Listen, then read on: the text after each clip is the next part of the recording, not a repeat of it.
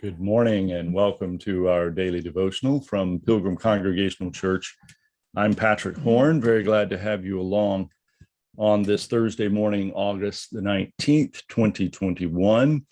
This week we have been reading and studying in Ephesians chapter 6, which is the last chapter of the letter to the church in Ephesus.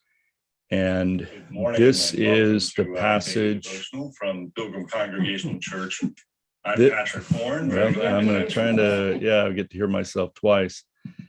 So, we're in Ephesians chapter 6, and we're looking at verses 10 through 20, which is the passage that contains the metaphors of armor on the Roman soldier, the equipment and accessories and armor and weapons used by the Roman soldier.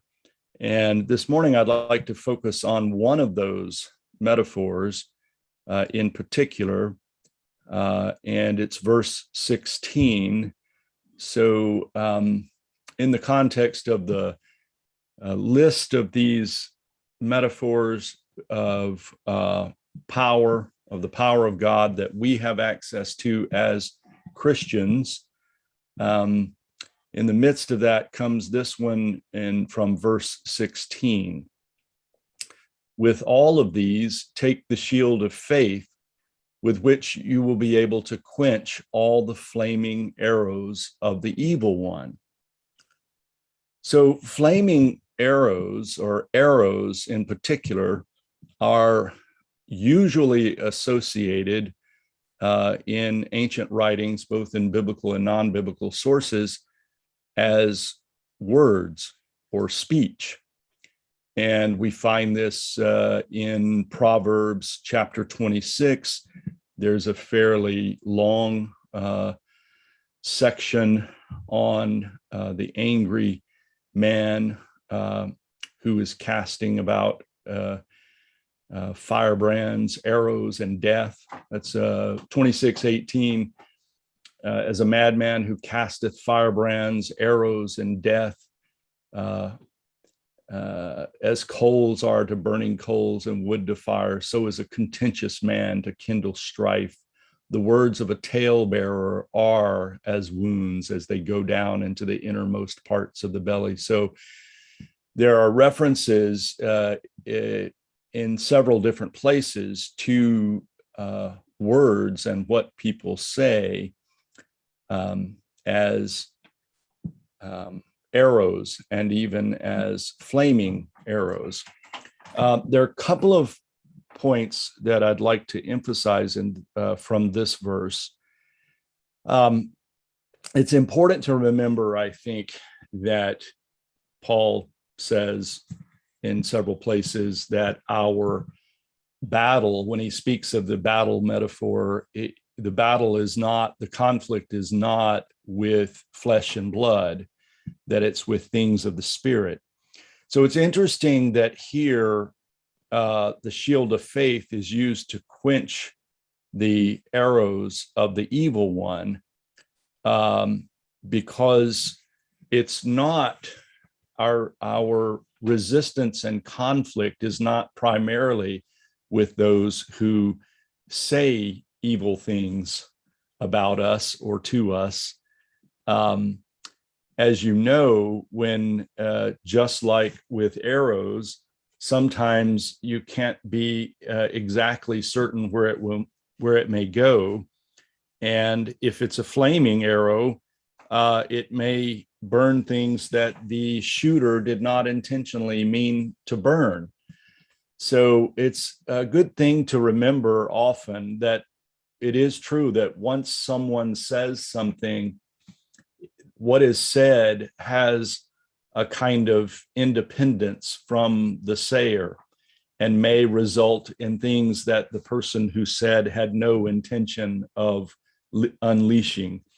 So someone may say something that burns down relationships and institutions even, but that might not have been their intention in saying it. So it's good to remember that. The other thing that I would like to mention is that I'm reading a lot in among contemporary Christians complaining about how the culture is, how our dominant culture can be so anti-religious. And I think I understand where that's coming from. Often people who say these things, I have a lot of agreement with.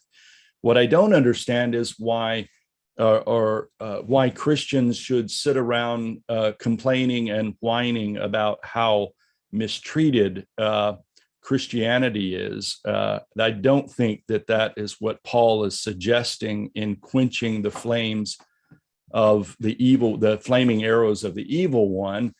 Paul says, take the shield of faith with which you will be able to quench all the flaming arrows of the evil one. And remember, the shield of faith, or faith, is for Paul an active verb.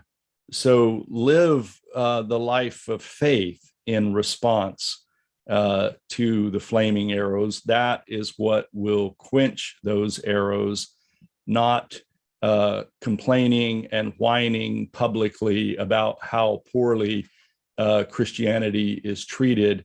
I don't believe that that is consistent with the humility and sacrifice that we are called to make, and that living, turning the other cheek, and also using the shield of faith, that is living our faith in response to these perceived attacks, is our best defense. Let's close with this word of prayer from W.E. Orchard. Out of the depths have we cried unto thee, O God. O God, hear our prayer. Our desperate need of thee is mocked by our faint and feeble petitions. Hearken not to the words of our lips, disciplined by such fatal habit to conceal ourselves, but consider our travail of soul and listen to the groanings that cannot be uttered. When we have dared to descend within fathomless deeps, make us afraid, and we dread to know ourselves. Passions sleep within, which any wandering breeze might stir to storm, and we be overwhelmed beneath its waves. Surely this cannot be ourselves, for of this we are afraid. Deep within, we have caught a glimpse of smiling seas which mirror the beauty of the sky, while they themselves are dark and foul. Strange self-deceptions make us crave for comfort while we sing of sacrifice. We pretend to love thee, but love better still, ambition, praise, the hollow word. If this should be ourselves, all hope for us is gone. Thou canst not love what we can only hate. Yet deeper still, O God, lies hunger for thyself, and this must be of thee. Yet we fear this most of all.